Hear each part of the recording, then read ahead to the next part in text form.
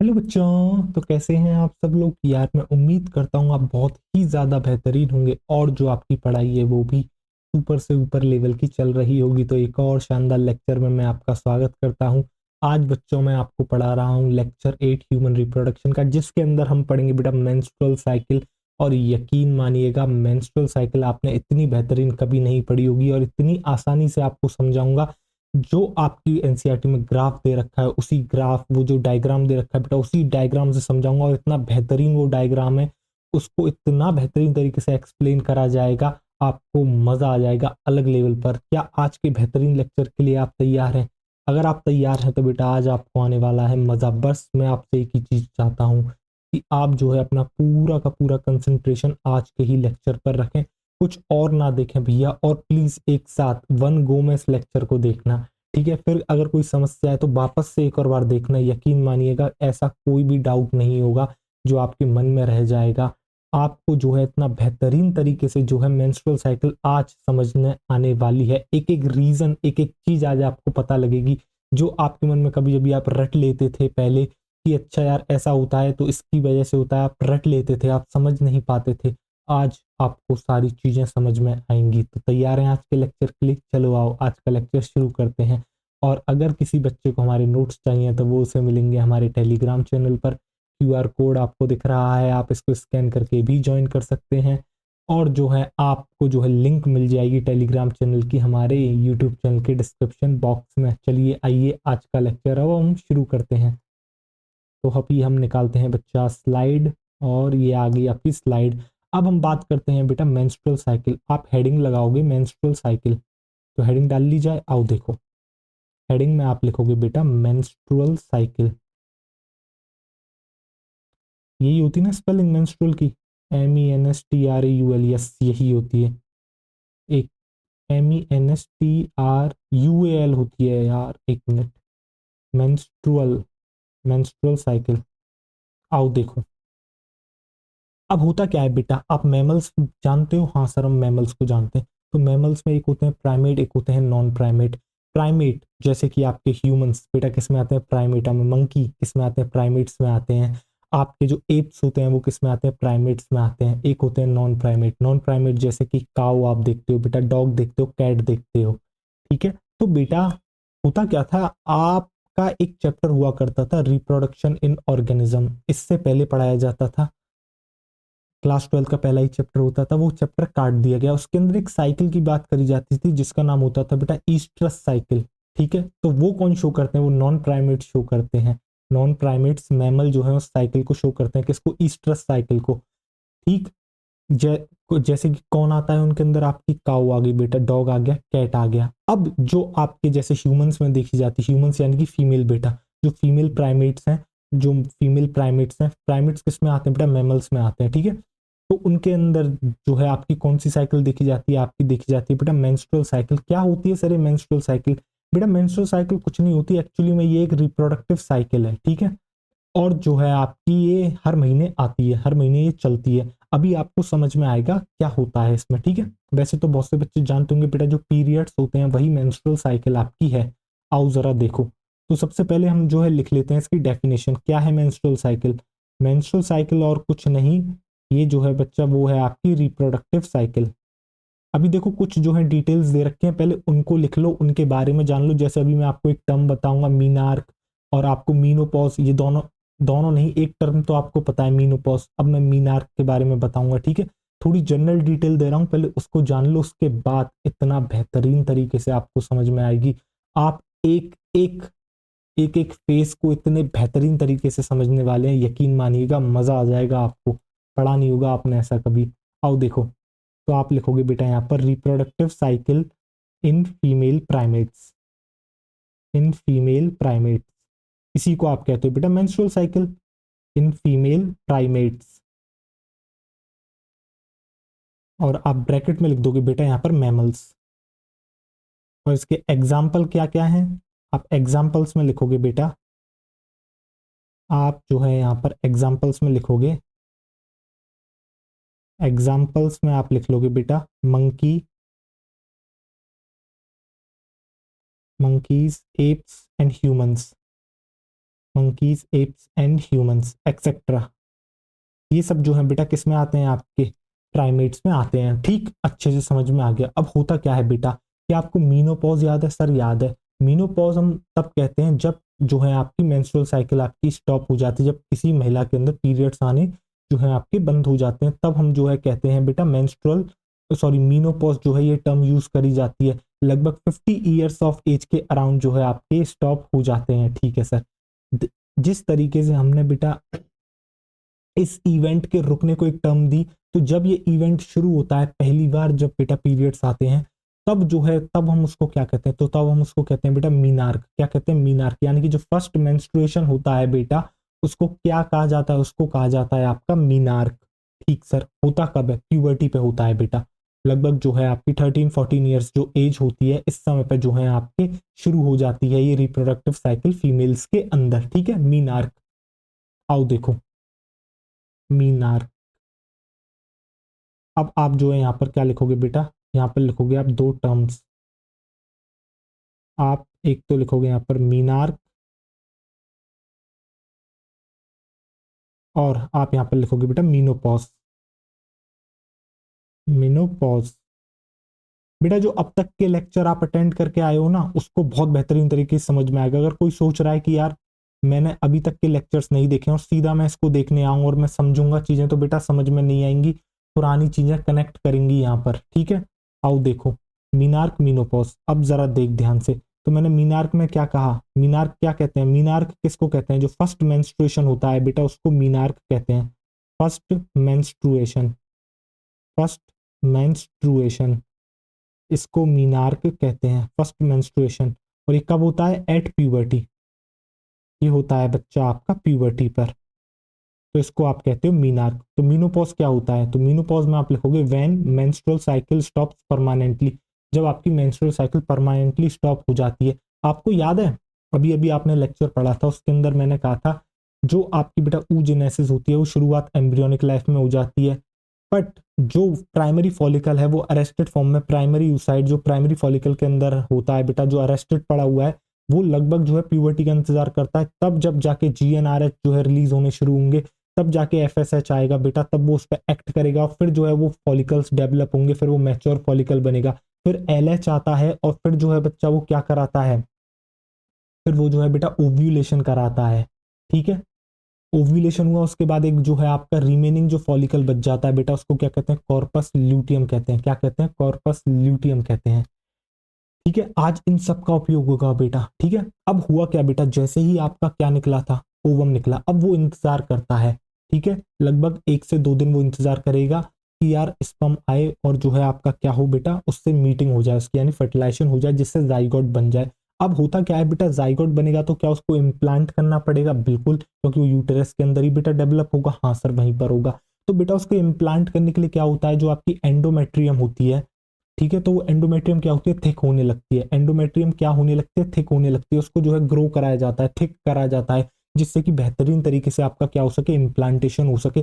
अब अगर किसी कारण से बेटा फर्टिलाइजेशन ना हो सका, स्पर्म उससे ना मिल सका, आपको पता है एक महिला लगभग अपनी जिंदगी में यूजुअली तो आप देखोगे तो बेटा 2 बच्चे हर किसी के होते हैं, तो 2 बार प्रेग्नेंट होती है, या फिर आप मैक्स टू मैक्स भी लगा दो तो 3 to 4 टाइम्स आप बोल सकते हो। बट पीरियड्स तो हर महीने आते हैं, समझ रहे हो? दैट मीन्स हर महीने तो बेटा ओवम बन रहा है ना, वो इंतजार करता है, हर महीने बॉडी प्रिपेयर कर रही है, एंडोमेट्रियम को थिक कर रही है कि यार अब ओवम, अब जो है स्पर्म आएगा, इससे मीट करेगा, जाइगोट बनेगा, फिर हम उसे इम्प्लांट करेंगे। तो बेटा इतनी सारी जो तैयारियां होती है, एंडोमेट्रियम की थिकनिंग हो रही है।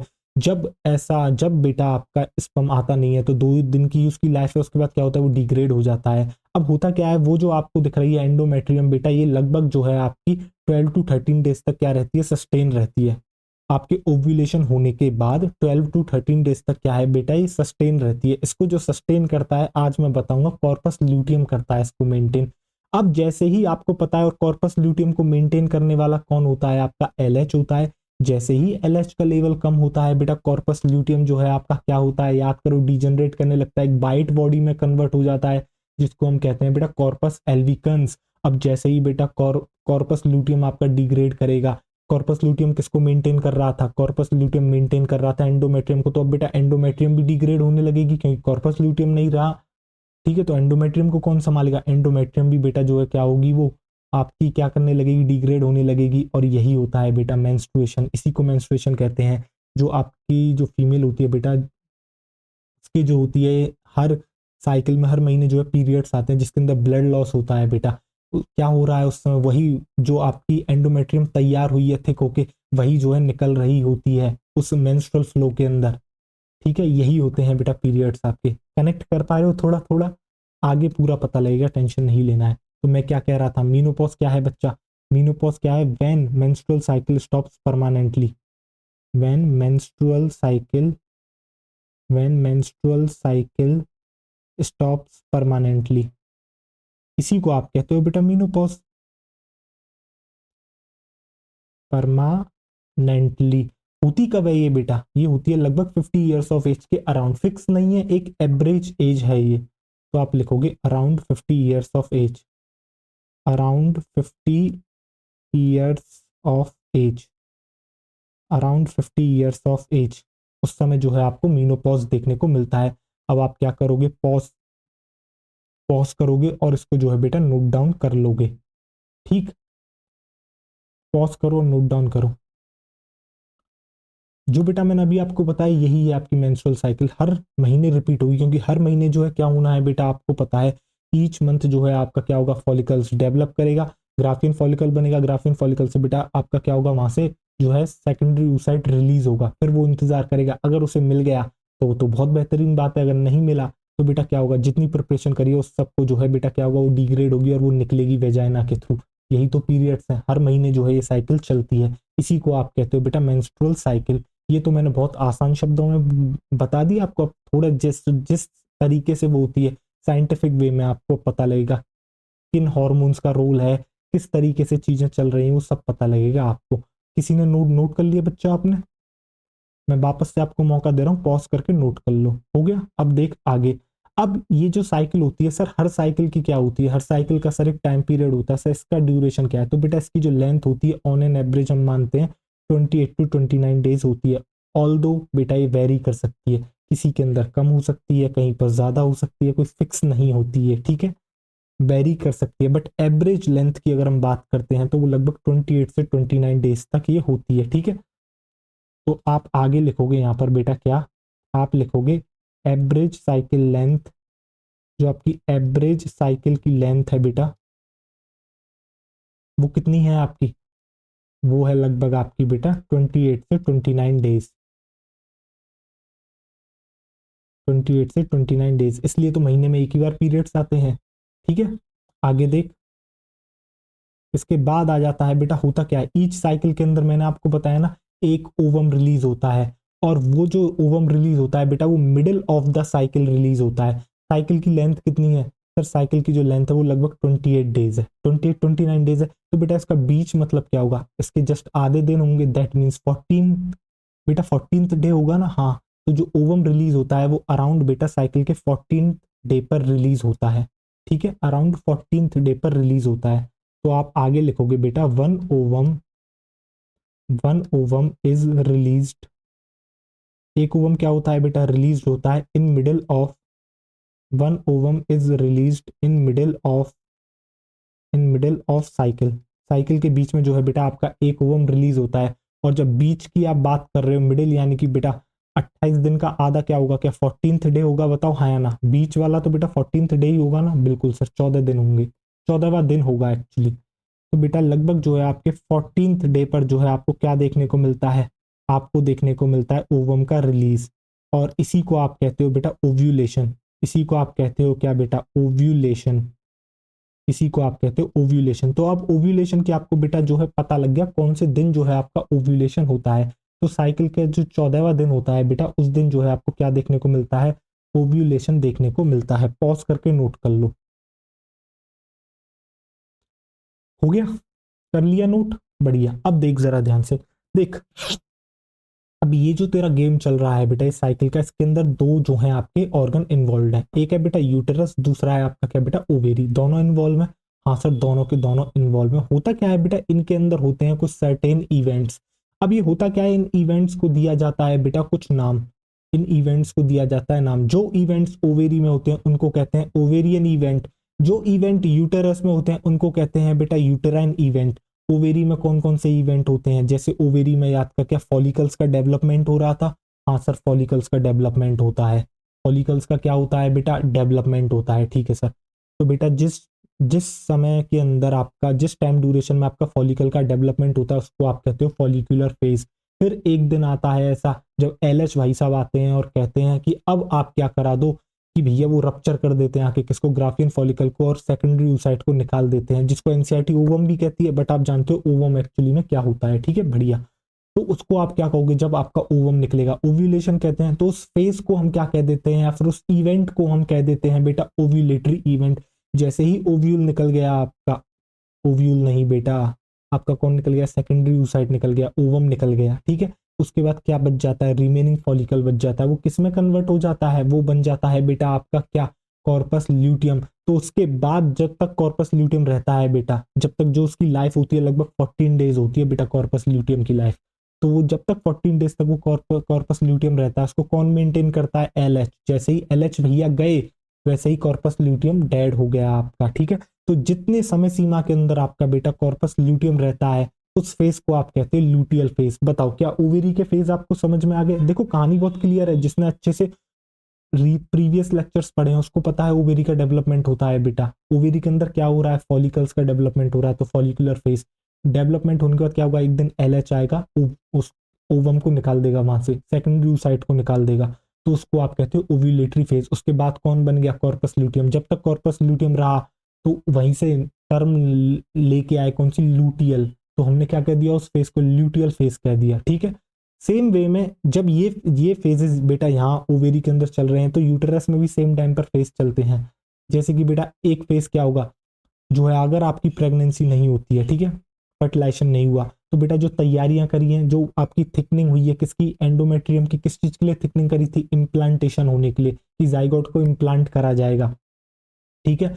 तो बेटा उसके लिए क्या होगा? जो तैयारियां करी गई हैं अब वो तो कुछ काम आएंगी नहीं, क्योंकि फर्टिलाइजेशन तो हुआ नहीं, तो उसको तोड़ तोड़ के निकाला जाएगा। तो बेटा जो निकलने वाला फेज होता है जिसके अंदर ब्लड बाहर आता है उसको आप कहते हो बेटा मेंस्ट्रुअल फेज, जिसको मेंस्ट्रुएशन भी कहते हैं। तो मेंस्ट्रुअल फेज आपको समझ में आ गया? बिल्कुल। अब बेटा होगा क्या? अब वो निकल गया आपका, जो तैयारी करी गई थी, ठीक है। अब अगली साइकिल की शुरुआत हो जाएगी। अगली साइकिल में क्या होगा? फिर से अब उम्मीद लगाएगा कौन? यूटेरस, यार चलो पिछली महीने नहीं हो पाई थी प्रेगनेंसी बट इस महीने हो सकती है, तो चलो मैं अपनी तैयारियां करता हूँ। तो वो क्या करेगा? एंडोमेट्रियम के अंदर डिवीजन कराएगा, एंडोमेट्रियम को थिक करेगा। और बेटा डिवीजन के लिए एक और टर्म यूज करी जाती है, प्रोलिफरेशन। प्रोलिफरेशन का मतलब क्या होता है? नंबर बढ़ना। तो यहाँ पर क्या होता है बेटा, जो आपकी वहां पर जो है आपका क्या हो रहा है, वहां पर जो है सेल्स डिवाइड कर रही हैं, जिससे क्या हो रहा है बेटा, आपकी जो है थिकनिंग करी जा रही है एंडोमेट्रियम की। इसलिए बेटा जो उसके बाद फेज आता है, किसके बाद? मेंस्ट्रुअल के बाद, वो होता है प्रोली क्या कहते हैं, सॉरी, प्रोलिफरेटिव फेज जो है वो आपका होता है, जिसके अंदर क्या होता है बेटा? डिवीजन होता है किसका? एंडोमेट्रियम का। और जो है क्या होता है? उसको और थिकन करा जाता है, ठीक है। और फिर उसके बाद क्या होता है बेटा? उसके बाद आता है बेटा एक फेज जिसको आप कहते हो सीक्रेटरी फेज। अब वो आपको जो है थोड़ी देर बाद समझ में आएगा, जब मैं आपको और अच्छे से समझाऊंगा कि हम उसे सीक्रेटरी फेज क्यों कहते हैं। क्योंकि एंडोमेट्रियम बेटा जो है आपकी, अभी आपको आगे पता लगेगा। क्या आपको थोड़ी सी झलक मिली? थोड़ा समझ में आया? ठीक है। तो मैंने आपसे क्या कहा था? मैंने आपसे कहा बेटा आपकी एक तो है ओवेरी, ठीक है सर, और दूसरी तरफ है बच्चा आपका यूटेरस। दूसरी तरफ है यूटेरस। तो ओवेरी में होते हैं बेटा कुछ इवेंट्स जिनको आप कहते हो ओवेरियन इवेंट। ओवेरी में होते हैं कुछ इवेंट्स जिनको आप कहते हो ओवेरियन इवेंट्स। और यूटेरस में भी होते हैं कुछ इवेंट्स जिनको आप कहते हो बेटा यूटेराइन इवेंट, जिनको आप कहते हो यूटेराइन इवेंट्स। चलो सर, और बेहतरीन। अब देख जरा ध्यान से, ओवेरी में भी इवेंट होते हैं, यूटेराइन। अभी आपको पता लग जाएगा बेटा इसकी समय सीमा क्या है, किस तरीके से ये होते हैं, ठीक है। आओ देखो, तो मैंने क्या कहा, ओवेरी में सबसे पहले क्या होगा बेटा? फॉलिकल्स का डेवलपमेंट होगा, तो उसी फेज को हम कह देते हैं बेटा फॉलिकुलर फेज, ठीक है। जब डेवलपमेंट हो जाएगा उसके बाद क्या होगा बेटा? रिलीज होगा किसका? ओवम का कह लो या सेकेंडरी oocyte कह लो। तो उस फेज को हम क्या कहते हैं? ओव्यूलेटरी फेज कहते हैं। उसके बाद क्या होता है बेटा? उसके बाद जो है आपका कौन बन जाता है? उसके बाद आपका कॉर्पस ल्यूटियम बन जाता है। तो जब तक कॉर्पस ल्यूटियम का टाइम चलता है उसको आप कहते हो बेटा लूटियल फेज। उसको आप कहते हो बेटा लूटियल फेज। ऐसे ही यूटेरस में क्या होता है बेटा, जितनी तैयारियां करी गई थी, जब आपका फर्टिलाइजेशन नहीं होगा तो क्या होगा, सारी की सारे जो एंडोमेट्रियम है बेटा, जो थिक हुआ है उसको निकाला जाएगा, ठीक है, यानी कि ब्लड का लॉस होगा, तो उसको आप कहते हो बेटा मेंस्ट्रुअल फेज, ठीक है। अब होगा क्या, फिर अगली साइकिल की शुरुआत होगी, तो उसके अंदर क्या करा होगा, फिर से यही प्रिपरेशन करी जाएंगी, यानी कि डिवीजन करके क्या करा जाएगा, आपका बनाया जाएगा किसको, फिर से और थिक करा जाएगा किसको, एंडोमेट्रियम को। तो इसी को आप कहते हो प्रोलिफरेटिव फेज, यानी कि प्रोलिफरेशन करा जाएगा, यानी कि डिवीजन करा जाएगा, प्रोलिफरेटिव फेज।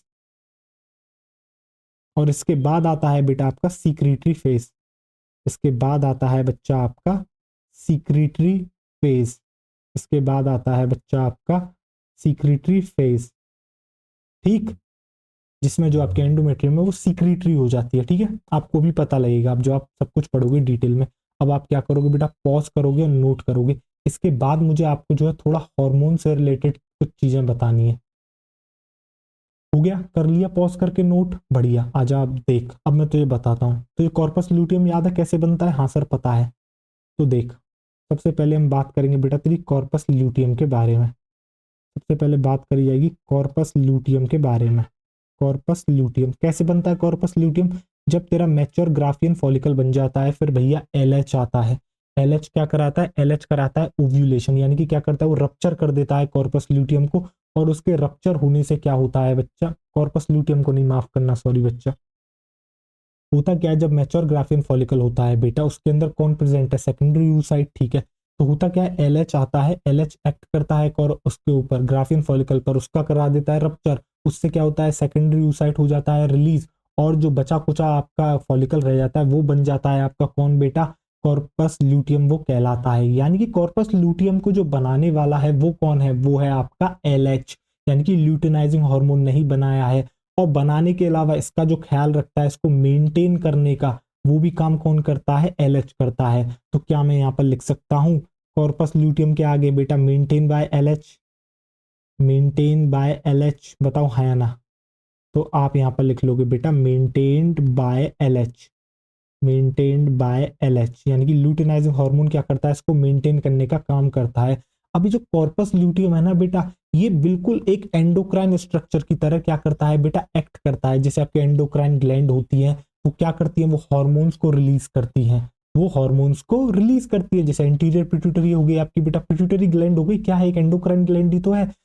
तो सेम वे में बेटा ये जो कॉर्पस ल्यूटियम है ना, ये भी एक एंडोक्राइन स्ट्रक्चर की तरह एक्ट करता है। ये भाई साहब क्या करते हैं, रिलीज करते हैं हार्मोन्स को। कौन से हार्मोन होते हैं अभी आपको पता लगेगा। तो कॉर्पस ल्यूटियम क्या करता है बेटा, आप लिख सकते हो, जो कॉर्पस ल्यूटियम आपको दिख रहा है, आप यहाँ पर लिख सकते हो कॉर्पस ल्यूटियम के बारे में क्या, कि ये जो है एक्ट करता है, एक्ट एज एंडोक्राइन स्ट्रक्चर। ये जो है एक एंडोक्राइन ग्लैंड कह सकते हो, या फिर एंडोक्राइन स्ट्रक्चर ज्यादा सही शब्द रहेगा। एंडोक्राइन स्ट्रक्चर की तरह क्या करता है बेटा, ये जो है आपका एक्ट करता है, ठीक है। अब करता क्या है ये बेटा करता है आपका रिलीज। ये क्या करता है, ये करता है आपका रिलीज। क्या रिलीज करता है, ये रिलीज करता है बेटा दो हॉर्मोन्स को। ये रिलीज करता है आपका दो हॉर्मोन्स को। जो कॉर्पस ल्यूटियम होता है बच्चा, वो आपका क्या करेगा, वो रिलीज करता है आपके क्या, दो हॉर्मोन्स को। और वो हॉर्मोन्स कौन कौन से हैं, एक तो है बेटा प्रोजेस्टोस्टेरॉन, एक है बेटा तेरा प्रोजेस्टोस्टेरॉन, दूसरा है बेटा तेरा एस्ट्रोजन। कौन कौन से हार्मोन बनाता है कॉर्पस ल्यूटियम? कॉर्पस ल्यूटियम बनाता है बच्चा क्या, दो हार्मोन्स बनाता है, एक है प्रोजेस्टेरोन, दूसरा है एस्ट्रोजन। अब जो प्रोजेस्टेरोन आपको दिख रहा है बच्चा, ये प्रोजेस्टेरोन क्या करता है, पहले तो पहली बात मैं आपको एक बात और बता दूं बेटा, इसका जो फंक्शन है ना कॉर्पस ल्यूटियम का, मेनली काम है इसका प्रोजेस्टेरोन बनाना, ठीक है। उसके साथ साथ एस्ट्रोजन भी ये बना देता है। बट अगर आपसे पूछा जाए कि भैया मेनली क्या बनाता है, ये मेनली बेटा प्रोजेस्टेरोन ही बनाता है, ठीक है। आप ऐसे समझो जैसे कि अगर 100 जो है एक क्वांटिटी ले ली मैंने, सपोज करो कि 100 प्रोजेस्टेरोन बनाए, तो ये क्या करता है, उसके साथ 15 to 20 एस्ट्रोजन भी बना देगा, ठीक है। इससे क्या पता लगा, इससे मुझे ये पता लगा जो मेनली काम है कॉर्पस ल्यूटियम का बनाने का, वो प्रोजेस्टेरोन को ये रिलीज करता है। अब ये प्रोजेस्टेरोन करता क्या है, तो भैया ये जो प्रोजेस्टेरोन है ना, ये आपका मेंटेन करता है।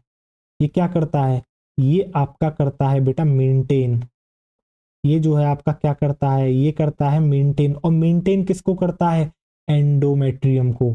मेंटेन करता है एंडोमेट्रियम को, मेंटेन करता है एंडोमेट्रियम को। अभी अभी मैंने आपको बताया था, मैंने क्या कहा था, कॉर्पस ल्यूटियम को बनाने वाला और मेंटेन करने वाला कौन, एलएच। जब तक एलएच है तब तक कॉर्पस ल्यूटियम है, और कॉर्पस ल्यूटियम जब तक है तब तक आपकी एंडोमेट्रियम बची हुई है। जब तक आपकी कौन बची हुई है, एंडोमेट्रियम बची हुई है। वो कैसे बची हुई है, क्यों, क्योंकि कॉर्पस ल्यूटियम बनाता है प्रोजेस्टेरोन, और प्रोजेस्टेरोन का एक काम होता है, वो काम क्या होता है, एक काम उसका ये होता है कि ये जो है एंडोमेट्रियम को मेंटेन रखता है, यानी कि जो थिकनिंग हुई है उसकी बेटा, उसको एज इट इज उसी स्थिति में रखने का जो काम करता है वो कौन करता है, वो करता है प्रोजेस्टेरोन। सर एस्ट्रोजन क्या करता है, तो भैया एस्ट्रोजन जो है बच्चा, ये क्या करता है, ये ग्रो करता है।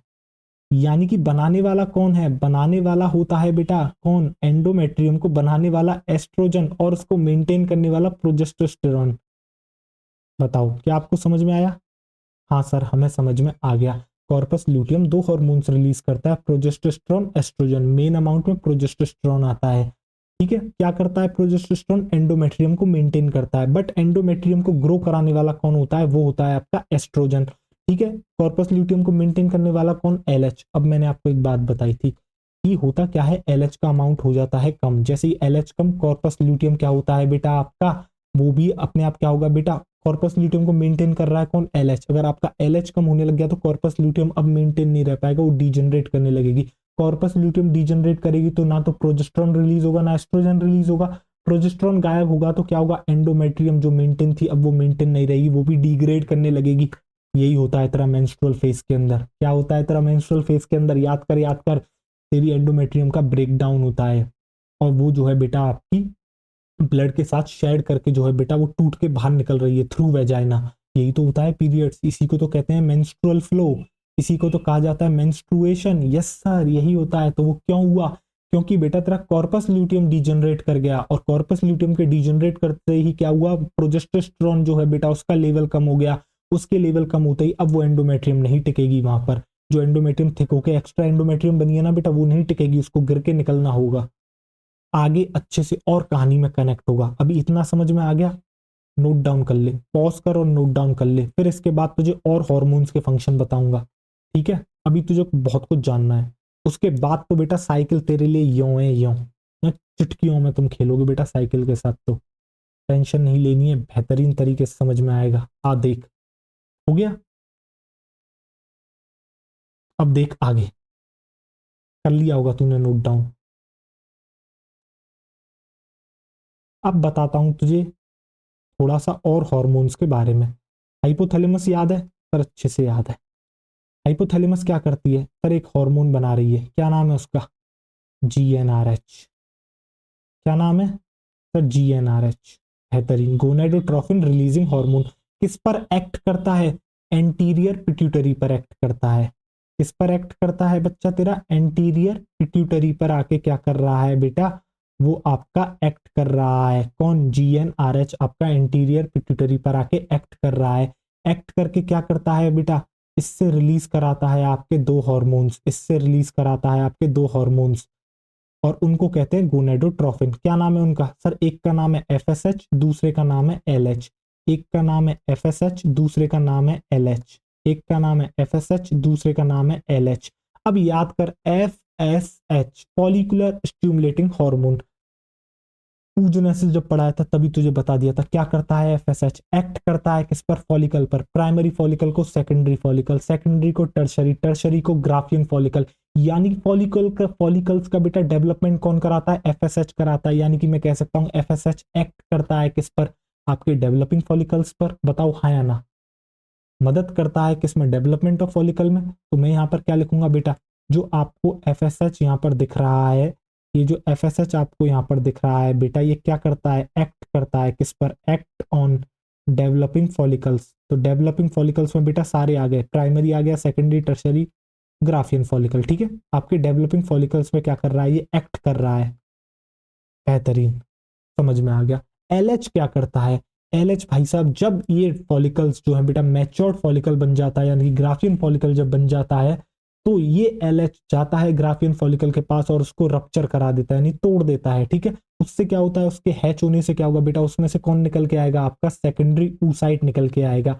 उसी को कहते हैं ओव्यूलेशन। और उसके बाद जो बचा कुचा आपका फॉलिकल होता है वो हो जाता है क्या, वो कहलाता है आपका कॉर्पस ल्यूटियम। तो कॉर्पस ल्यूटियम को बनाने वाला कौन, एलएच। और कॉर्पस ल्यूटियम को बनाने के बाद उसका ख्याल रखने वाला कौन, वो भी एलएच।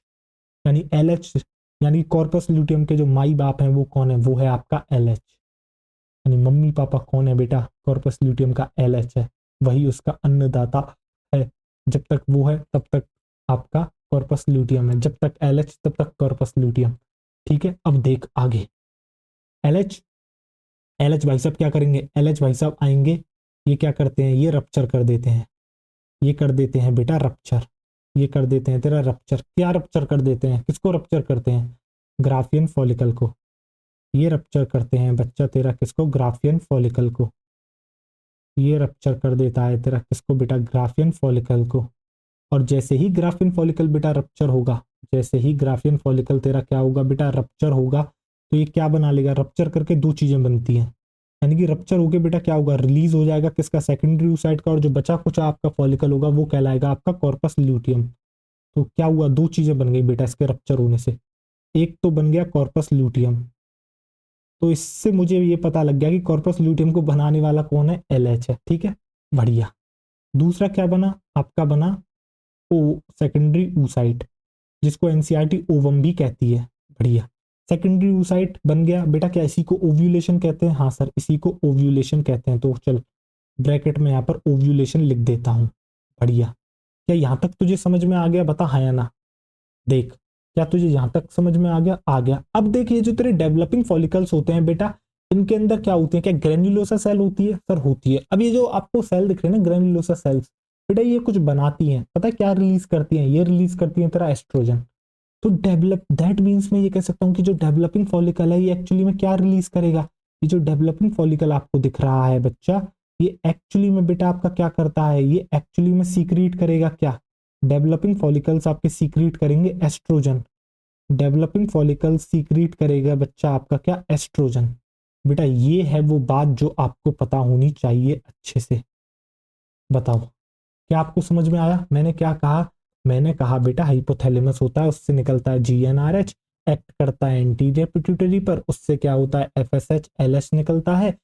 एफएसएच क्या करता है बेटा, फॉलिकल्स का डेवलपमेंट करता है, यानी प्राइमरी को सेकेंडरी फॉलिकल, सेकेंडरी से टर्शरी फॉलिकल, टर्शरी से ग्राफियन फॉलिकल बनेगा। जैसे ही ग्राफियन फॉलिकल आपका बन जाता है बच्चा, तो ये जो फॉलिकल्स आपको दिख रहे हैं प्राइमरी, सेकेंडरी, टर्शरी और ग्राफियन, बेटा ये क्या करते हैं, ये जो है अपने आप में खुद जो है क्या करते हैं, ये भी जो है हार्मोन को सीक्रेट करते हैं, जिसका नाम है क्या आपका एस्ट्रोजन। ठीक है, अब जैसे ही ग्राफियन फॉलिकल बनता है बेटा, आपका एलएच आता है, रप्चर कर देता है ग्राफियन फॉलिकल को। रप्चर करने से क्या होता है, जो अंदर सेकेंडरी oocyte प्रेजेंट है वो वहां से निकल जाएगा ग्राफियन फॉलिकल से। ये जो रिलीज हुआ है ग्राफियन फॉलिकल से किसका, आपके सेकेंडरी oocyte का, इसी को कहते हैं बेटा ओव्यूलेशन। ठीक है, इसके बाद जो बचा कुचा आपका ग्राफियन फॉलिकल जो स्ट्रक्चर है बेटा, वो आपका कहलाने लगता है कॉर्पस ल्यूटियम। यानी कि एलएच ने क्या करा, एक तो कॉर्पस ल्यूटियम बनाया, दूसरा ओव्यूलेशन कराया। ठीक है, और बाकी आपको एफएसएच का फंक्शन पता लग गया, फॉलिकल्स का डेवलपमेंट कराता है। और जब फॉलिकल्स आपके डेवलप होते हैं, वही फॉलिकल्स आपके जो है बेटा क्या रिलीज करते हैं, ईस्ट्रोजन को जो है बेटा रिलीज करते हैं। बता, अब आप क्या करोगे बेटा, पॉज करोगे, नोट डाउन कर लोगे। इसके बाद मुझे आपको एक और चीज बतानी है, फिर तो उसके बाद तो बेटा आपको मतलब सारी चीजें ऐसे आती हैं, मतलब अलग ही लेवल पर, कोई आपको रोक ही नहीं पाएगा। कर लिया आपने नोट डाउन पॉज करके, आपको फंक्शन पता लगते जा रहे हैं बेटा, कौन सा हार्मोन क्या कर रहा है। अब देख आगे, अब देख बेटा, फिर से मैं कहानी लिखूंगा तेरी आंखों के आगे, जरा ध्यान से देखियो। देख, शुरुआत होती है तेरी बेटा किससे, हाइपोथैलेमस से। शुरुआत होती है तेरी बेटा किससे, हाइपोथैलेमस से। ठीक है साहब, हाइपोथैलेमस से हमारी शुरुआत हो गई। हाइपोथैलेमस ने क्या करा, जीएनआरएच रिलीज करा। क्या रिलीज करा, जीएनआरएच। किस पर एक्ट करा जाके, एंटीरियर पिट्यूटरी पर। किस पर एक्ट करा बेटा, एंटीरियर पिट्यूटरी पर। एंटीरियर पिट्यूटरी के पास जाके जो है इसने क्या कहा, इसने कहा गोनेडोट्रोफिन्स को रिलीज करो। गोनेडोट्रोफिन्स यानी कि बेटा क्या एलएच एफएसएच है, हाँ सर एलएच और एफएसएच की बात यहाँ पर हो रही है। तो यहाँ पर बात हो रही है बेटा आपकी एफएसएच और एलएच के बारे में। ठीक है, ये इसने रिलीज कर दिए। अब बेटा ये किस पर एक्ट कर रहे हैं जाकर, आप अगर ऑर्गन देखोगे तो क्या ओवेरी पर ही तो एक्ट कर रहे हैं, हाँ सर ओवेरी पर ही इनका एक्शन हो रहा है। ठीक है, इसके बाद क्या होता है बेटा, इसके बाद क्या हो रहा है, एक्शन होके अल्टीमेटली हो क्या रहा है बेटा, एफएसएच एलएच कर क्या रहे हैं बेटा, जैसे एलएच गया तो उसने क्या करा, कॉर्पस ल्यूटियम बना दिया, तो कॉर्पस ल्यूटियम भाई साहब क्या रिलीज करते हैं सर, प्रोजेस्टेरोन और एस्ट्रोजन। फॉलिकल्स पर किसने एक्ट करा, एफएसएच ने किस पर एक्ट करा, फॉलिकल्स पर। फॉलिकल्स क्या रिलीज करते हैं सर, फॉलिकल्स आपके रिलीज करते हैं क्या बेटा, फॉलिकल्स रिलीज कर रहे हैं सर एस्ट्रोजन, हाँ सर। दैट मीन्स आपका अल्टीमेटली कौन यहाँ पर रिलीज हो रहा है, क्या एस्ट्रोजन और प्रोजेस्टेरोन रिलीज हो रहे हैं, हाँ सर, एस्ट्रोजन और प्रोजेस्टेरोन रिलीज हो रहे हैं, एस्ट्रोजन एंड प्रोजेस्टेरोन आपके क्या हो रहे हैं बेटा, रिलीज हो रहे हैं। ठीक सर, अब जरा ध्यान से सुनना मेरी बात जो अब मैं आपको बता रहा हूं, ठीक है। जो यहां पर आपको दिख रहा है बेटा एस्ट्रोजन, अगर देखो अकेला ये प्रेजेंट है, अकेला ये प्रेजेंट है और ये प्रेजेंट नहीं है। प्रेजेंट का मतलब क्या होता है बेटा, ऐसा नहीं है कि क्या हार्मोन पूरा ही गायब हो जाता है, नहीं ऐसा नहीं होता। यानी कि एक का लेवल बहुत सही मात्रा में है जो फंक्शनिंग करने के लिए जरूरी है। एक बेटा सर्टेन अमाउंट ऑफ लेवल होता है, इतना अगर हार्मोन होगा तो फंक्शन होगा, कम होगा तो उससे नहीं होगा, ठीक है। उतने लेवल पर एस्ट्रोजन है बट प्रोजेस्टेरोन नहीं है, ठीक है। यानी कि एस्ट्रोजन है, प्रोजेस्टेरोन नहीं है। तो इस केस में पता है क्या होता है, तो इस केस में आपका क्या होता है, इस केस में बेटा आपका क्या होता है, ये जो आपको दिख रहा है कौन, एस्ट्रोजन, ये भाई साहब पता है क्या करते हैं, ये जो एस्ट्रोजन भाई साहब है इनका एक काम है अपने आप में, और बहुत ही बेहतरीन काम है। क्या काम है, एक काम करते हैं ये एस्ट्रोजन भाई साहब, और बहुत ही बेहतरीन काम करते हैं। ये जाते हैं हाइपोथैलेमस के पास, ये जाते हैं किसके पास, हाइपोथैलेमस के पास, और ये जाते हैं आपका एंटीरियर पिट्यूटरी के पास, और उनसे जाके कहते हैं कि भैया मुझे आ रहा है बहुत ज्यादा मजा, मैं चाहता हूं और बनूं। और बनूं मतलब क्या करो कि हाइपोथैलेमस तुम अपना जीएनआरएच बनाओ, एंटीरियर पिट्यूटरी तुम एफएसएच और एलएच बनाओ। यानी कि ये इसको क्या देते हैं, पॉजिटिव संदेश देते हैं कि तुम अपना फंक्शन जारी रखो। यानी कि यहाँ से कौन सा जो है आपको देखने को मिलता है, पॉजिटिव फीडबैक देखने को मिलता है। क्या देखने को मिलता है, पॉजिटिव फीडबैक। जब एस्ट्रोजन अकेले काम करता है, जब एस्ट्रोजन बेटा क्या करता है आपका, अकेले काम करता है, तो ये क्या करता है, ये भेजता है पॉजिटिव फीडबैक। यानी कि जब एस्ट्रोजन सही लेवल में है बट प्रोजेस्टेरोन इतना नहीं है, तो अकेला किसका राज चलेगा, अकेला राज चलेगा एस्ट्रोजन का, और वो कहेगा हाइपोथैलेमस से तुम जीएनआरएच बताओ, और एंटीरियर पिट्यूटरी से भी कहेगा तुम एफएसएच और एलएच बनाओ। तो देख रहे हो, जब ऐसा होगा तो बेटा आपका जीएनआरएच एफएसएच एलएच इनका लेवल क्या होगा, बढ़ा हुआ आपको दिखेगा। जब कौन, जब आपका एस्ट्रोजन प्रेजेंट होगा, तो एस्ट्रोजन जब प्रेजेंट है तब आपका जीएनआरएच एफएसएच और एलएच बढ़ा हुआ दिखेगा। क्यों दिखेगा आपको पता लग गया, क्योंकि एस्ट्रोजन जो है पॉजिटिव फीडबैक देता है हाइपोथैलेमस और एंटीरियर पिट्यूटरी को। बट बट जब आपका बेटा, जब आपका ईस्ट्रोजन भी बेहतरीन लेवल में है, प्रोजेस्टेरोन भी लेवल में है, यानी कि दोनों साथ साथ काम करेंगे। पहले एस्ट्रोजन अकेला काम कर रहा था, बट जब एस्ट्रोजन और प्रोजेस्टेरोन साथ साथ मिलकर काम करेंगे, एक साथ काम करेंगे, तब ऐसी कहानी नहीं होती, तब उल्टा होगा। तब क्या होगा बेटा, तब होगा उल्टा। और उल्टे में क्या होगा, जब एस्ट्रोजन अकेला काम करता है तो हाइपोथैलेमस एंटीरियर पिट्यूटरी को पॉजिटिव फीडबैक देता है, बट जब ये दोनों एक साथ काम करते हैं, बट जब ये दोनों एक साथ काम करते हैं बच्चा, बट जब ये दोनों एक साथ काम करते हैं तो क्या होता है आपका, जब ये दोनों एक साथ काम करते हैं तो बेटा एक नेगेटिव फीडबैक जो है आपका जनरेट होता है। एक नेगेटिव फीडबैक क्या होता है आपका, जनरेट होता है। एक नेगेटिव फीडबैक आपका क्या होता है बेटा, जनरेट होता है। और वो नेगेटिव फीडबैक किस किस को जाता है, वो जाता है बेटा आपका हाइपोथैलेमस और एंटीरियर पिट्यूटरी को। यानी कि उनसे कहा जाता है जीएनआरएच का लेवल कम कर लो, और एफएसएच एलएच का लेवल कम कर लो, ठीक है। अब एक ही डायग्राम में मैंने ये वाली बात आपको बता दी, बताओ क्या आपको समझ में आया। जब एस्ट्रोजन बेटा अकेले ऑपरेट करता है तो वो क्या कहता है, वो कहता है कि भैया हाइपोथैलेमस से जीएनआरएच रिलीज करते रहो, ठीक है। और एंटीरियर पिट्यूटरी से कहता है तुम एफएसएच एलएच बनाते रहो, बढ़िया। यानी कि जीएनआरएच एफएसएच एलएच का लेवल बढ़ा हुआ पाएगा, कब, जब एस्ट्रोजन आपका प्रेजेंट है। बट जब एस्ट्रोजन के साथ प्रोजेस्टेरोन भी आएगा तो क्या करेगा, ये अपोज करने लगते हैं, ये दोनों मिलके क्या करते हैं, अपोज करते हैं हाइपोथैलेमस एंटीरियर पिट्यूटरी को, और कहते हैं तुम जीएनआरएच और एफएसएच एलएच के लेवल को कर दो कम। अब इसी जो मैंने यहाँ पर लिखा है आप इसको पॉज करके पहले तो नोट कर लो, ठीक है। अब किसी बच्चों को अगर ये नहीं समझ में आया हो तो थोड़ा और आसान भाषा में अगले पेज पर लिख देता हूँ, अगली स्लाइड पर लिख देता हूँ, ठीक है। पॉज करो, नोट डाउन कर ले। हो गया पॉज, आजा देख, अब देख आगे। यही वाली बात मैं तेरे लिए यहाँ पर भी लिख देता हूँ। यहाँ पर इस तरीके से तू लाइन खींच ले, पहले तो एक खींच ली। आजा देख, अब मैंने तुझसे क्या कहा, मैंने तुझसे कहा बेटा जब तेरा अकेला एस्ट्रोजन प्रेजेंट होगा, जब तेरा अकेला कौन होगा बेटा, एस्ट्रोजन। देख, तो ये एस्ट्रोजन क्या करेगा, तो ये एस्ट्रोजन क्या करेगा बेटा, एक मिनट, जब ये एस्ट्रोजन तेरा बेटा प्रेजेंट होगा अकेले, ये किसके पास जाएगा, ये जाएगा हाइपोथैलेमस के पास, और उससे क्या कहेगा कि भैया तुम जीएनआरएच को जो है पॉजिटिव फीडबैक देगा, और उससे कहेगा तुम जो है जीएनआरएच को रिलीज करते रहो, जीएनआरएच को रिलीज करते रहो, बढ़िया, ठीक है। और ये जीएनआरएच जो है बेटा, जीएनआरएच के पास भी गया, ठीक है एस्ट्रोजन। इसके अलावा क्या होगा, ये जो है बेटा आपके किसके पास जाएगा, एंटीरियर पिट्यूटरी के पास भी, ठीक है।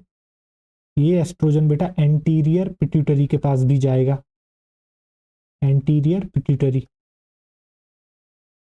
और एंटीरियर पिट्यूटरी के पास जाके बेटा क्या करेगा, ये जो है आपके एलएच और एफएसएच के लेवल को क्या करेगा, इंक्रीज करवा देगा,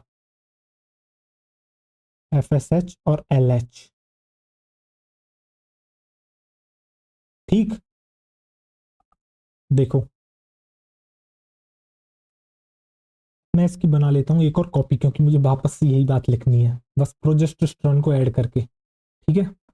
इसकी बना लेता हूँ मैं बेटा एक कॉपी, ये मैंने बनाई कॉपी, और ये मैंने करा पेस्ट, और ये मैं इसको उठा के लिया आया यहाँ। आजा देख, अब ये तो एस्ट्रोजन अकेला था, बट एस्ट्रोजन के साथ बेटा कौन आ जाए, प्रोजेस्टेरोन भी आ जाए, प्रोजेस्टेरोन, बेहतरीन। अब देख तो क्या होगा यहाँ पर, जब बेटा अकेला एस्ट्रोजन क्या होगा, जब अकेला एस्ट्रोजन का लेवल होगा बेटा बढ़ा हुआ, अकेला एस्ट्रोजन का लेवल होगा बढ़ा हुआ, तो इससे क्या होगा, जीएनआरएच का लेवल भी बेटा आपका क्या होगा, बढ़ जाएगा, क्योंकि एस्ट्रोजन जो है बेटा पॉजिटिव फीडबैक देता है, किसको पॉजिटिव फीडबैक देता है, हाइपोथैलेमस को, और इसके अलावा वो पॉजिटिव फीडबैक देता है एंटीरियर पिट्यूटरी को। इससे क्या होगा, एफएसएच का लेवल भी बढ़ जाएगा, एलएच का लेवल भी बढ़ जाएगा। बट जब एस्ट्रोजन प्रोजेस्टेरोन साथ साथ होंगे, यानी कि ये इंक्रीज बढ़े हुए होंगे, तो ये नेगेटिव फीडबैक देंगे किसको, हाइपोथैलेमस को, तो इससे क्या होगा, जीएनआरएच का लेवल हो जाएगा कम, और ये एंटीरियर पिट्यूटरी को भी देते हैं क्या, नेगेटिव फीडबैक, जिससे क्या होगा, एलएच एफएसएच का हो जाएगा लेवल कम, एलएच एफएसएच का भी लेवल हो जाएगा बेटा कम। पता क्या तुझे ये वाली बात समझ में आ गई, हाँ या ना, मुझे इतना बताइए, क्या तुझे ये वाली बात समझ में आ गई। आजा इसको बंद कर देते हैं बेटा गोलों में, ये देख,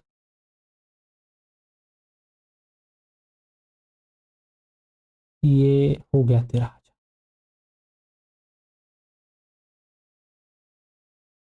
बेटा ये वही वाली ग्राफ की बात है जो मैंने वहां पर लिखी थी, पॉजिटिव नेगेटिव फीडबैक करके, वही बात, फर्क इतना है मैंने थोड़ा सिंपल शब्दों में इस वाली स्लाइड पर लिख दी है आपके, है वही सेम बात जो लास्ट स्लाइड पर लिखी थी। या तो आप पिछली वाली स्लाइड को, मैं तो कहूंगा दोनों ही स्लाइडों को नोट कर लो, एक तो इस स्लाइड को भी तुम नोट करो, ठीक है, और इसके बाद जो है इस स्लाइड को भी नोट कर लो। अब देखो तुम्हें सारी चीजें पता लग गई, हार्मोन से रिलेटेड जितना तुम्हें गेम जानना था बेटा, उतना गेम तुमने जो है जान लिया है, उतना गेम क्या कर लिया है बेटा, तूने जान लिया है, ठीक है। हाँ सर, उतना गेम हमने जान लिया है। अब तुझे जो है मैं ग्राफ पर लेके चलता हूँ, और जो है वहां से पूरा का पूरा मामला समझाता हूँ, पूरा का पूरा मामला समझाता हूँ। तैयार है, तैयार है, आजा देख अब। देखो मैं अभी निकालता हूँ आपकी टेबल, टेबल नहीं डायग्राम, एक मिनट, ये आ गया। अब जरा ध्यान से आप देखिए इस डायग्राम को, ठीक है। आप सबकी एनसीईआरटी में दे रखा है, मैं तो कहूंगा एनसीईआरटी आप खोल लीजिए। आप क्या करोगे बच्चा, एनसीईआरटी को आप अपनी खोल लोगे। अब जरा ध्यान से देखो, अब पहले तो बेटा मैं नीचे आपको ये दिख रहा है वन, डे वन से लेके डे 28 29 दिख रहा है, फिर आपको स्लैश करके वन दिख रहा है, यानी कि इसी के बाद दूसरी साइकिल आपकी शुरू हो जाएगी। अभी पूरी साइकिल मैं आपको समझाने वाला हूँ, ठीक है। यहाँ एनसीईआरटी ने थोड़ा अच्छे से जो है फेजेस के बारे में इस डायग्राम में दिखाया नहीं है, मैं अच्छे इनको सही कर देता हूँ बिल्कुल। देखिए जरा ध्यान से, इसको हम क्या कर देते हैं, ये एक मिनट दीजिएगा, ये क्या हो गया ये?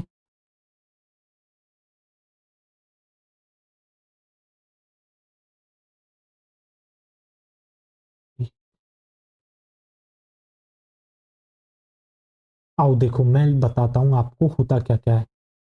तो जरा ध्यान से देखना, मैंने आपसे क्या कहा था बच्चा, दो इवेंट्स होते हैं, एक होता है यूटेराइन इवेंट, एक होता है ओवेरियन इवेंट। ठीक है, तो सबसे पहले आप लिख लोगे बेटा यहाँ पर क्या, आप लिख लो यूटेराइन इवेंट, क्योंकि 1 to 5, हाँ चलो पहले यूटेराइन ही बताएंगे। यूटेराइन, तो यहाँ पर क्या हो रहा है, यूटेराइन के इवेंट हो रहे हैं, और यहाँ पर क्या हो रहा है, ओवेरियन इवेंट। यहाँ पर क्या हो रहे हैं बेटा, ओवेरी के इवेंट्स। तो जो यूटेराइन और इसकी बात यहाँ पर करी गई है, ये किसकी बात करी जा रही है, इवेंट्स की बात यहाँ पर करी जा रही है। ये बात हो रही है बच्चा यहाँ पर आपके इवेंट्स की, यहाँ पर हो रहे हैं बच्चा आपके इवेंट्स। अब जरा देखो ये जो आपको दिखता है बच्चा टाइमलाइन कहाँ से लेके कहाँ तक की, 1 to 5 डेज की, 1 से लेके 5 डेज तक की। तो साइकिल के जो बेटा 1 to 5 डेज, जो पहले 5 दिन होते हैं बेटा मेंस्ट्रुअल साइकिल के, उस समय क्या होता है, उस समय जो है बच्चा आपकी जो एंडोमेट्रियम की लाइनिंग जो बन के तैयार हुई है, जब आपका फर्टिलाइजेशन नहीं होता है तो उसका क्या होता है, वो टूट टूट के निकलती है। तो उसको हम क्या कहते हैं, उसको हम कहते हैं मेंस्ट्रुएशन, उसको हम कहते हैं बच्चा आपका क्या, मेंस्ट्रुएशन। उसको हम कहते हैं बेटा आपका मेंस्ट्रुएशन, उसको हम कहते हैं आपका मेंस्ट्रुएशन। देखो यहाँ लिख रहा है ना 1 to 5, 1 से लेके 5 तक जो होता है बच्चा, वो क्या होता है, वो होता है आपका मेंस्ट्रुएशन, जो कि एनसीईआरटी ने यहाँ पर लिख रखा है। ठीक है, अब उसके बाद क्या होता है, उसके बाद जो है बच्चा आपके यहाँ पर क्या होगा, उसके बाद आपकी क्या होती है, एंडोमेट्रियम बनने लगती है। ठीक है, तो उसको आप कहते हो बेटा प्रोलिफरेटिव फेज, क्या कहते हो, प्रोलिफरेटिव फेज आप उसको कहते हो। ये कब से लेके कब तक चलता है, तो देखो 5 के बाद जो है ये, तो बेटा 5 से लेके लगभग ये 13-14 डे तक चलता है। ठीक है, यानी कि 5 डेज तक तो ये हो गया, उसके बाद जो 6-7 और ये जो यहाँ तक जा रहा है, ये आपका कौन सा फेज होता है, यहाँ से लेके यहाँ तक का जो फेज होता है वो होता है आपका प्रोलिफरेटिव फेज, वो होता है आपका प्रोलिफरेटिव फेज, प्रोलिफरेटिव फेज। अरे यार 1 मिनट, ऐसा करते हैं, हटाओ इन सबको यहाँ से। ये बेटा मैं यहाँ पर जगह है नहीं, मैं लिख नहीं पाऊंगा, इससे अच्छा मैं आपको जब मैं जो थ्योरी लिखाऊंगा ना उसके अंदर ही मैं आपको बता दूंगा। अब आओ जरा साइकिल को सीधे समझते हैं। ठीक है, देखो जरा ध्यान से, मैं शुरुआत करूंगा बेटा फॉलिकुलर फेज से, मैं शुरुआत करूंगा बेटा फॉलिकुलर फेज से। जरा ध्यान से देखो फॉलिकुलर फेज क्या होता है, ये जो आपको दिख रहा है बेटा 6 से लेके 13th डे तक, इसको आप कहते हो क्या बेटा, फॉलिकुलर फेज। और यही समय होता है बेटा किसका, प्रोलिफरेटिव फेज भी इस समय होता है। क्या होता है, अभी हम बेटा 1 से 5 लेकर जो आपका मेंस्ट्रुअल फेज होता है मैं उसकी बात नहीं कर रहा हूँ, उसकी बात आपको समझ में अभी आएगी। फॉलिकुलर फेज में क्या होता है बेटा, ये फॉलिकल दिख रहा है आपको, हाँ सर, तो बेटा प्राइमरी से सेकेंडरी फॉलिकल बन रहा है। ठीक है, सेकेंडरी से टर्शरी बन रहा है, और टर्शरी से क्या हो रहा है आपका मैच्योर ग्राफियन फॉलिकल बन रहा है। क्या बेटा फॉलिकल्स का डेवलपमेंट हो रहा है, बताओ हाँ या ना, फॉलिकल्स का डेवलपमेंट हो रहा है, हाँ या ना बताओ मुझे, हाँ सर फॉलिकल्स का क्या हो रहा है, यहाँ पर आपका डेवलपमेंट हो रहा है, फॉलिकल्स का क्या हो रहा है, डेवलपमेंट हो रहा है, बेहतरीन, अच्छी बात है, फॉलिकल्स का डेवलपमेंट हो रहा है, बढ़िया। अब जरा देखो यहाँ पर बेटा आपके पिट्यूटरी हार्मोन का लेवल दे रखा है, यहाँ पर ओवेरियन इवेंट दे रखे हैं, यहाँ पर आपके यूटेराइन इवेंट दे रखे हैं, और यहाँ पर आपके ओवेरियन हार्मोन का लेवल दे रखा है। ठीक है, क्या आपने सबसे पहले ये पढ़ लिया, बताओ हाँ या ना, हाँ सर हमने पढ़ लिया। अब देख जरा ध्यान से होता क्या है बच्चा, जब ये जो तेरे बेटा फॉलिकल्स डेवलप होंगे, तो मैंने तुझसे कहा था ये जो डेवलपिंग फॉलिकल्स होते हैं ये कब डेवलप होते हैं, जब एफएसएच जो है होता है। तो देख यहाँ पर तुझे एफएसएच दिख रहा है, सर एफएसएच हमें यहाँ पर दिख रहा है, बढ़िया। तो एफएसएच की प्रेजेंस में क्या हो रहा है, इनका जो है डेवलपमेंट हो रहा है। और डेवलपिंग फॉलिकल के अंदर ग्रेन्युलोसा सेल्स हैं, बिल्कुल है सर। वो क्या करती हैं, वो एस्ट्रोजन को रिलीज करती हैं। तो वो क्या कर रही हैं बेटा, एस्ट्रोजन रिलीज कर रही है। तो ये जो एस्ट्रोजन है बेटा क्या कर रही है, एस्ट्रोजन को रिलीज करती है, कौन करती है रिलीज, सर एस्ट्रोजन को जो है आपके जो डेवलपिंग फॉलिकल्स हैं ये क्या करते हैं, एस्ट्रोजन को रिलीज करते हैं। और जैसे ही एस्ट्रोजन बेटा देख रिलीज हो रहा है, तो देख यहाँ पर एस्ट्रोजन का लेवल इतना था इतना था, जैसे जैसे देख इसका साइज बढ़ता जा रहा है, देख जैसे जैसे साइज बढ़ रहा है यानी कि ग्रेन्युलोसा सेल्स बढ़ रही हैं, तो क्या होगा, ज्यादा से ज्यादा तेरा एस्ट्रोजन रिलीज होगा। तो देख इस तरीके से चलते चलते चलते चलते चलते चलते तेरी यहाँ पर एक पीक आ जाती है, यहाँ पर क्या आ जाती है, तेरी एस्ट्रोजन की एक पीक आ जाती है। क्या आ जाती है बेटा, एस्ट्रोजन की तेरी यहाँ पर एक पीक आ जाती है। तो एस्ट्रोजन जो एकदम से ऊपर बढ़ा, ये जो पीक आई है तेरी एस्ट्रोजन की, ये क्यों आई? क्योंकि बेटा तेरे जो फॉलिकल्स हैं वो डेवलप होते होते होते होते वो मैच्योर फॉलिकल बन रहा है, यानी कि साइज बढ़ता जा रहा है फॉलिकल का, और फॉलिकल का साइज बढ़ रहा है, दैट मीन्स एस्ट्रोजन का लेवल बढ़ रहा है, इसलिए एकदम से एस्ट्रोजन तेरा क्या कर गया बेटा, यहाँ पर पीक कर गया। एस्ट्रोजन बेटा तेरा यहाँ पर क्या कर गया, पीक कर गया। क्या एस्ट्रोजन की पीक का कारण समझ में आ गया? बिल्कुल सर समझ में आ गया। अब बेटा मैंने एक बात आपको जो है नहीं बताई थी, वो बात क्या थी कि ये जो फॉलिकल्स आपको दिख रहे हैं ये इसके अलावा क्या करते हैं, इनहिबिन भी रिलीज करते हैं। ये जो फॉलिकल्स आपको दिख रहे हैं बेटा ये क्या करते हैं, ये इनहिबिन भी क्या करते हैं, रिलीज करते हैं। और बच्चा इनहिबिन का फंक्शन मैंने आपको बता रखा है। इनहिबिन क्या करता है, एफएसएच को जो है क्या करता है बच्चा, ये आपका एफएसएच को इनहिबिट करता है, यानी उसके रिलीज को रोकता है। सर ऐसा क्यों हुआ? अब मैं आपको इसका रीजन बताता हूं। देख बच्चा, प्राइमरी फॉलिकल्स पहले ही बन गए थे सर, बन गए थे, बढ़िया। अब होता क्या है, जैसे ही प्यूबर्टी आती है जीएनआरएच आएगा, एफएसएच आएगा, होगा क्या, प्राइमरी से सेकेंडरी बनेगा, सेकेंडरी से क्या होगा बेटा, टर्शरी बनेगा। यानी कि जो डेवलपमेंट होता है फॉलिकल्स का बेटा, ये आपके कौन करता है, ये करता है बच्चा आपका एफएसएच। ठीक, तो इनहिबिन क्या कर रहा है, एफएसएच को जो है करता है क्या बच्चा, आपका इनहिबिट करता है। अब ऐसा क्यों हो रहा है यहाँ पर, इनहिबिन का फंक्शन क्या होगा देख। फिर प्राइमरी फॉलिकल्स पहले ही बन चुके हैं सर।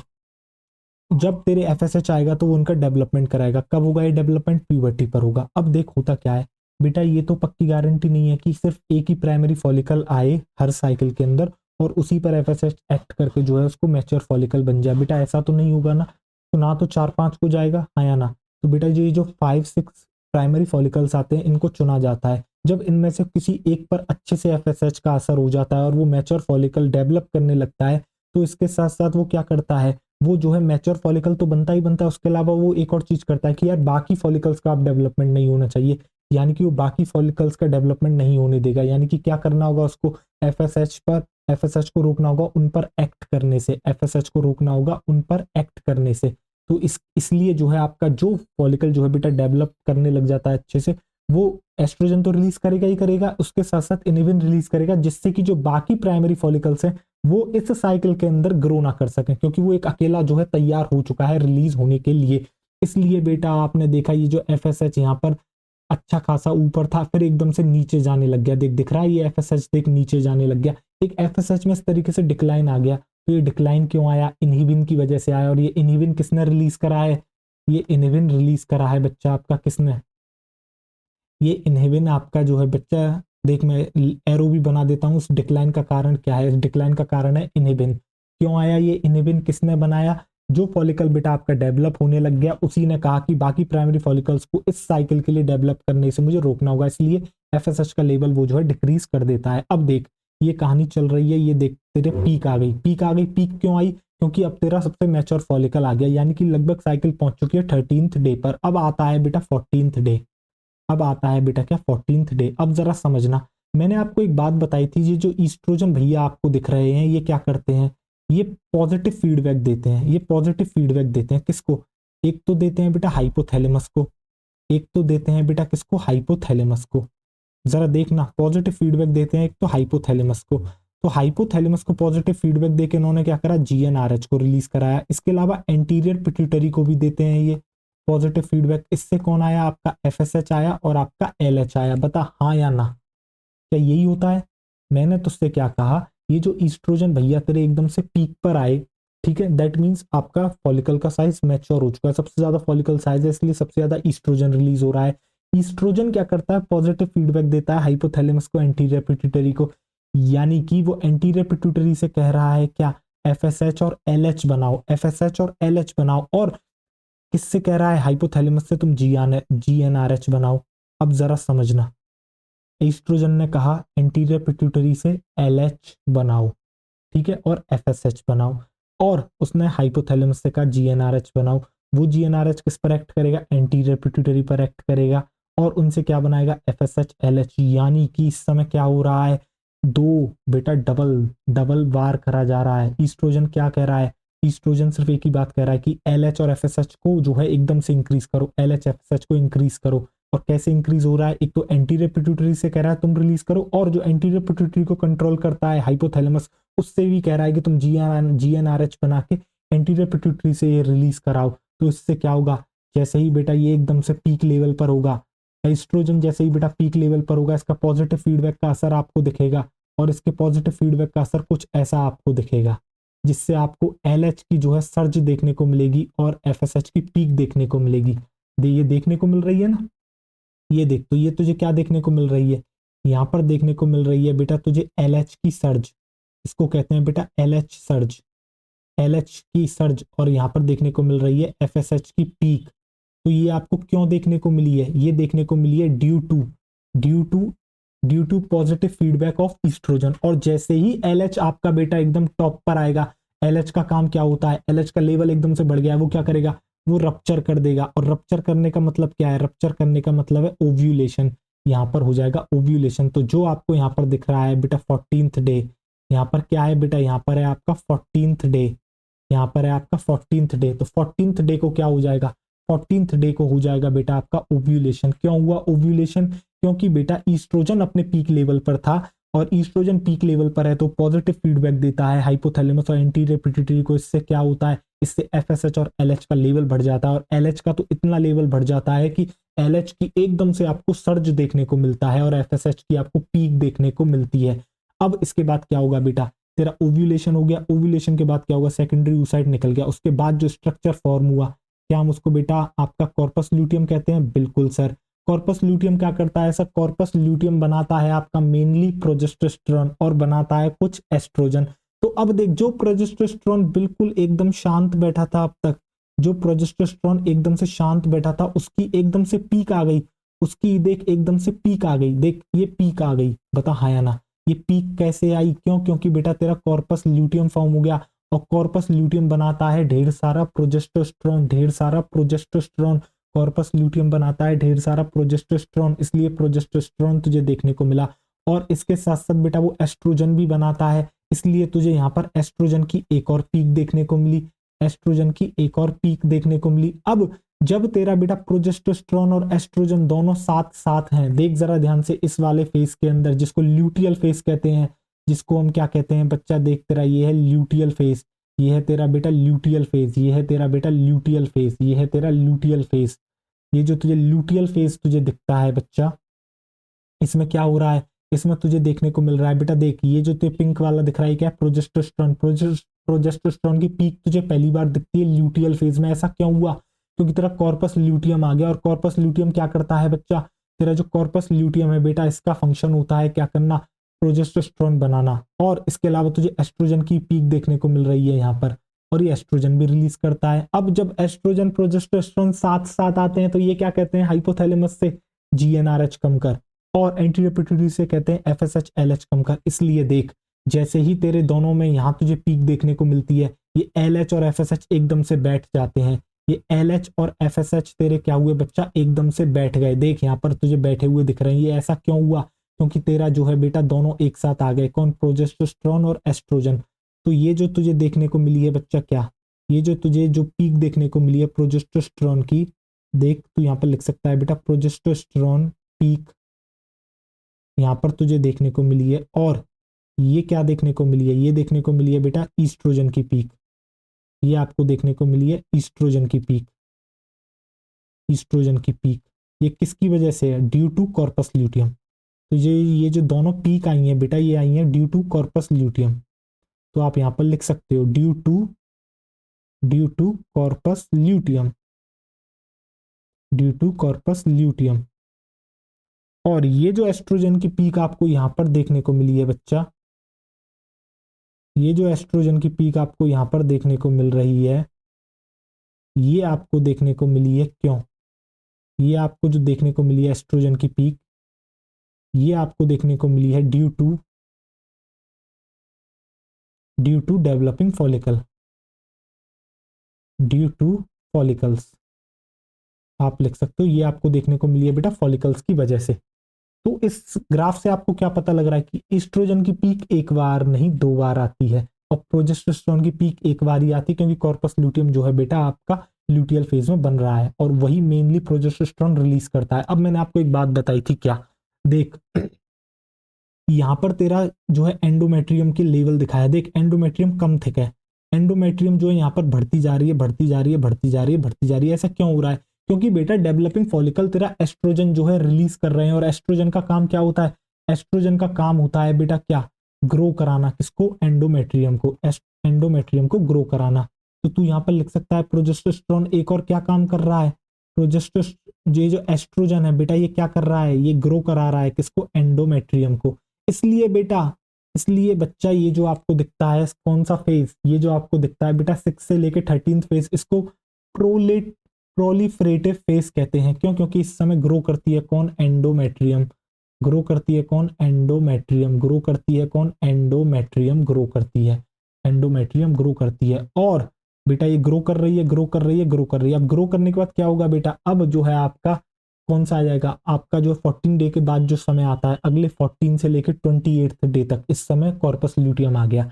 कॉर्पस ल्यूटियम एस्ट्रोजन के साथ प्रोजेस्टेरोन भी बनाता है, और प्रोजेस्टेरोन मेनली बनता है। प्रोजेस्टेरोन का काम क्या है? मेंटेन करना। किसको? एंडोमेट्रियम को। तो अब वो बेटा क्या करेगा? आपका मेंटेन करेगा। अब वो क्या करेगा? आपका बेटा मेंटेन करेगा। तो यहां पर मैं क्या लिख सकता हूं? प्रोजेस्टेरोन क्या कर रहा है बेटा? एक मिनट। तो ये जो आपको दिख रहा है बेटा प्रोजेस्टेरोन, ये क्या कर रहा है? ये आपका जो है मेंटेन कर रहा है किसको? एंडोमेट्रियम को। मेंटेन कर रहा है एंडोमेट्रियम को। कौन से फेज के अंदर बेटा? ल्यूटियल फेज में। और इसी दौरान पता है क्या होता है? ये जो आपको दिखता है बेटा, ये प्रोजेस्टेरोन, ये जो आपकी ग्रोइंग एंडोमेट्रियम होती है, इसको कन्वर्ट कर देता है किसके अंदर? सीक्रेटरी एंडोमेट्रियम के अंदर। अब मैं आपको कारण बता रहा हूं किस वजह से इसको सीक्रेटरी फेज कहते हैं। इसको सीक्रेटरी फेज इसलिए कहते हैं क्योंकि जो आपकी ग्रोइंग एंडोमेट्रियम थी, उसको सीक्रेटरी एंडोमेट्रियम बना देगा। क्या करता है? जो बेटा यहाँ पर एंडोमेट्रियल ग्लैंड प्रेजेंट होती है ना, ये उनको थोड़ा जो है कॉइल्ड कर देता है और एनलार्ज्ड कर देता है, और उनसे सीक्रीशन कराता है किसका? ग्लाइकोजन रिच सीक्रीशन उससे कराता है। उससे क्या होता है? एनर्जी मिलेगी। उससे क्या होगा बेटा? जब जो जाइगोट बनेगा उसको, जिससे कि एनर्जी प्रोवाइड कराई जा सके। ठीक है, समझ रहे हो? और हाई ब्लड सप्लाई कर देता है। ये जो सारे इवेंट हो रहे हैं, ये क्यों हो रहे हैं? जिससे कि इम्प्लांटेशन बेहतरीन हो सके। तो आपकी एंडोमेट्रियम अल्टीमेटली क्या हो गई? आपकी एंडोमेट्रियम अल्टीमेटली बेटा आपकी सीक्रेटरी हो जाती है नेचर में। वो जो है ग्लाइकोजन रिच सीक्रेशंस को रिलीज करती है। इसलिए हम कहते हैं कि ये जो फेज होता है बेटा सीक्रेटरी फेज होता है। ये जो फेज होता है बेटा आपका कैसा होता है? ये जो फेज होता है बेटा आपका सीक्रेटरी फेज होता है। अब जरा ध्यान से देखियो, अब तुझे ये समझ में आ गया। अब होगा क्या बेटा? जैसे ही यहाँ पर अगर तेरा आपका होता क्या है? अगर तेरा फर्टिलाइजेशन हो जाता है बच्चा, अगर तेरा फर्टिलाइजेशन हो जाता है, यानी कि जाइगोट बन जाता है, तो आपका ये जो कॉर्पस ल्यूटियम है बेटा, ये मेंटेन रहता है। कौन करता है इसको बेटा? एलएच का लेवल तो कम होगा, बाद में क्या होता है? प्लेसेंटा बन जाएगा बेटा, उससे क्या होगा? एचसीजी रिलीज होगा, और वो जो है फिर मेंटेन कर लेता है किसको? आपके कॉर्पस ल्यूटियम को। तो फिर ये चीजें बरकरार रहती है। बट अगर फर्टिलाइजेशन नहीं होता है, अगर फर्टिलाइजेशन नहीं होगा, तो आपका बेटा 2 दिन के अंदर तो सेकेंडरी oocyte मर लेगा। ठीक है, उसके बाद क्या होगा? जो आपकी कॉर्पस ल्यूटियम है ये चलेगी, ये 28वें दिन तक रहेगी। और 28वें के दिन के बाद क्या होगा बेटा? जैसे ही एलएच का लेवल कम होगा, जैसे ही क्या होगा बेटा? एलएच का लेवल आपका कम होगा, तो आपकी कॉर्पस ल्यूटियम टूटने लगेगी। ठीक है, आपकी कॉर्पस ल्यूटियम क्या होगी बेटा? डिजनरेट करेगी, और कॉर्पस ल्यूटियम जाएगी तो प्रोजेस्टेरोन जाएगा, और प्रोजेस्टेरोन जाएगा तो बेटा क्या होगा? आपका जो आपकी एंडोमेट्रियम अब तक बरकरार थी, अब वो बरकरार नहीं रहेगी, वो टूट टूट के निकलेगी। तो जो आपके 1 to 5 डेज होते हैं, तो बेटा जो तेरे 1 to 5 डेज होते हैं, उस दौरान क्या होता है? उस दौरान आपको देखने को मिलता है मेंस्ट्रुएशन।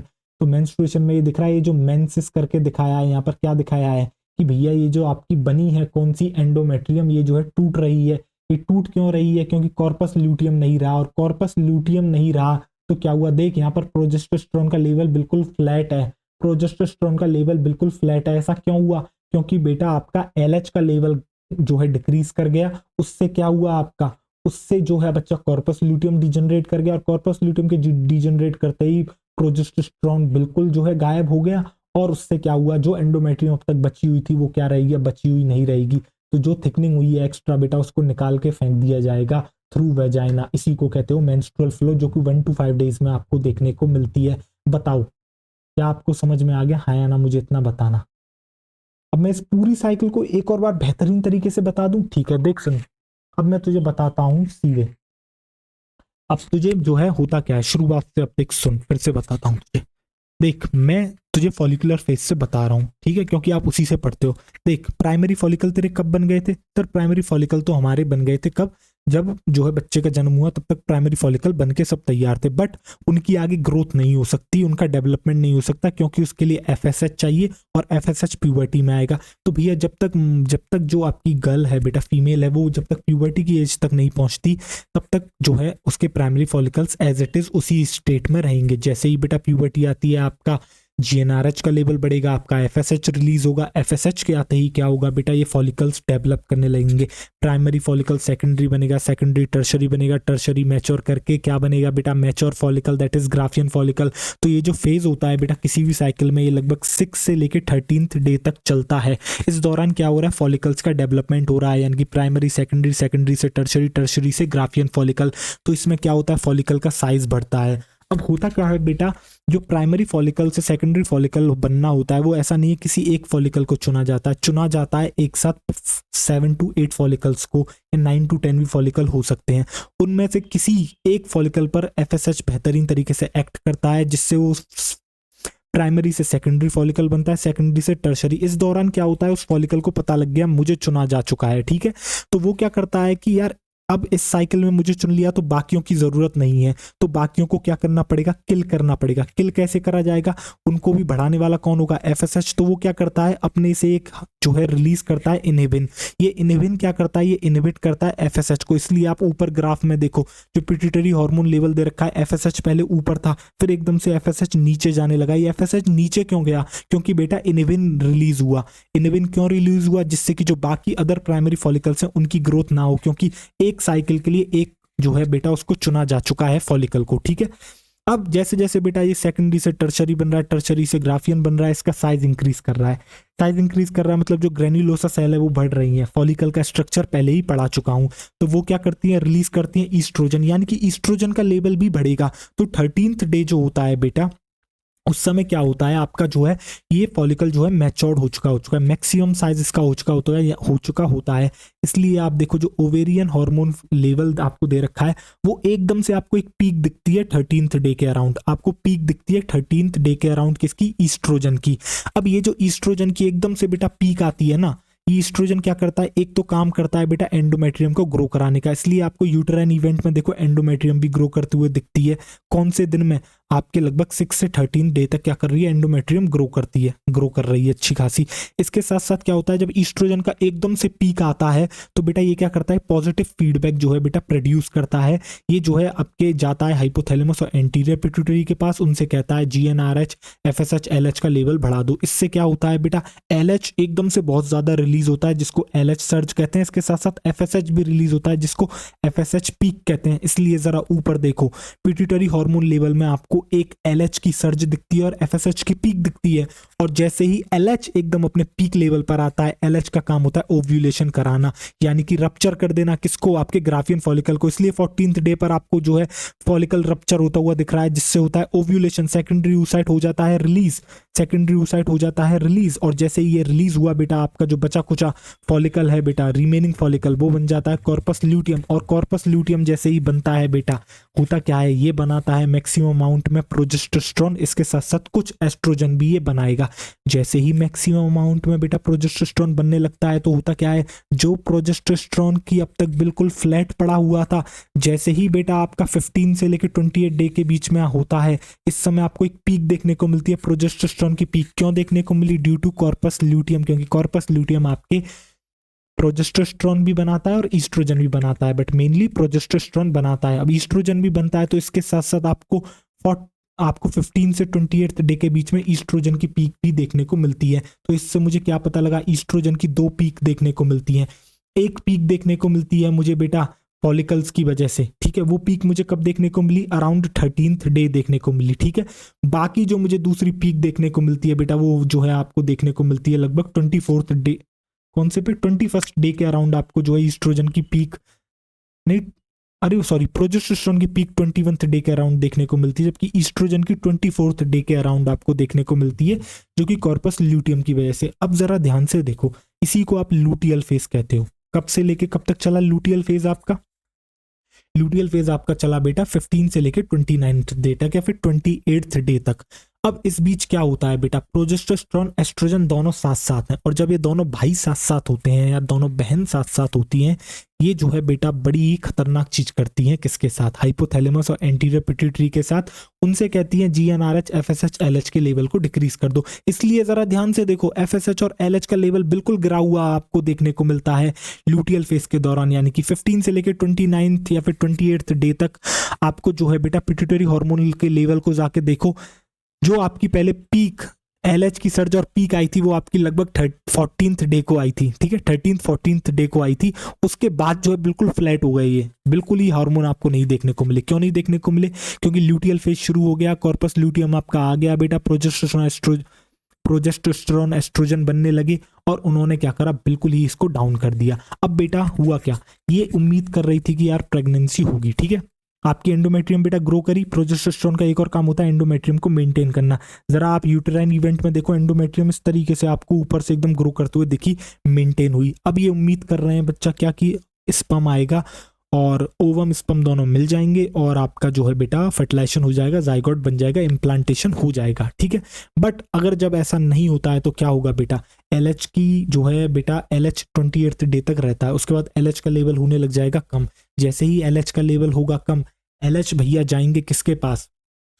जैसे ही एलएच का होगा लेवल कम, एलएच किसके पास जाएगा? एलएच जाएगा बच्चा आपके किसके पास? किसकी के पास नहीं जाएगा? एलएच का लेवल कम होते ही बेटा कॉर्पस ल्यूटियम जो है वो आपका क्या होने लगेगा, डिग्रेड करने लगेगा। कॉर्पस ल्यूटियम डिग्रेड करेगा तो प्रोजेस्टेरोन का लेवल भी डिक्रीज कर जाएगा, प्रोजेस्टेरोन का लेवल डिक्रीज होगा, वैसे ही बेटा मेंस्ट्रुअल फेज शुरू हो जाएगा। इसलिए 1 to 5th डे, 28 डे के बाद क्या आएगा, 1 to 5th डे आएगा, और क्या होगा बेटा आपका जो है, जो आपकी एंडोमेट्रियम एक्स्ट्रा बनी थी बेटा, अब वो क्या होगी, वो टूटने लगेगी, और वो जो है बेटा ब्लड के साथ जो है बेटा बाहर निकल जाएगी। किसके थ्रू? वेजाइना के थ्रू। इसी को मेंस्ट्रुएशन कहते हैं या फिर मेंस्ट्रुअल फ्लो कहते हैं।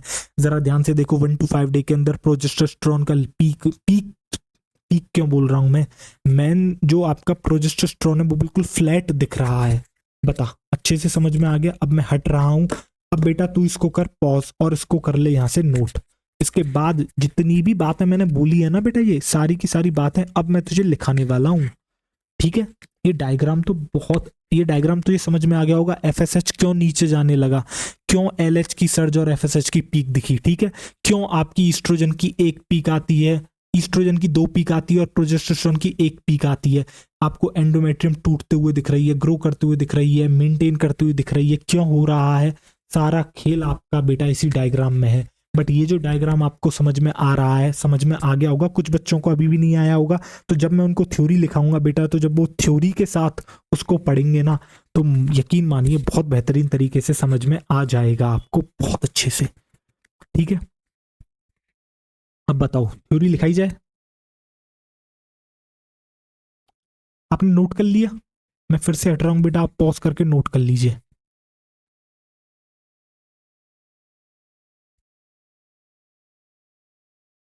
हो गया नोट? आओ देखो अब आगे थ्योरी लिखते हैं।